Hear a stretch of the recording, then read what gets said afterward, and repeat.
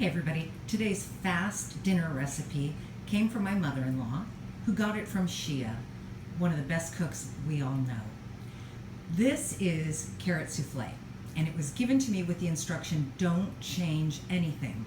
But I found you can change a couple of things. It's pretty forgiving. So it asks for baby carrots, although I use the bigger carrots. And I spice it up with cinnamon and nutmeg, although you can have it just plain, any way you'd like it. So it's a basic souffle.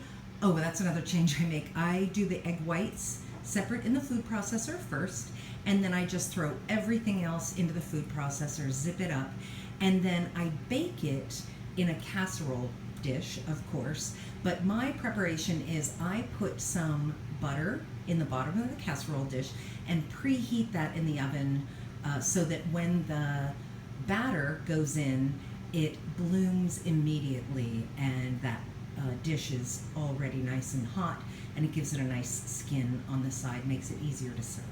Okay, be right back with next steps. Alrighty, so there is all of that ingredient just in the food processor, zipped up. You can see those carrots are still steaming. I'm just gonna pour it into this browned butter in the bottom of this souffle dish, bake it while I walk the dogs.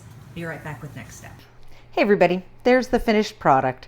That's carrot souffle, and it smells so good with the cinnamon and nutmeg and that roasted carrot smell. Yum, yum. Have a great week, everybody. Mock well.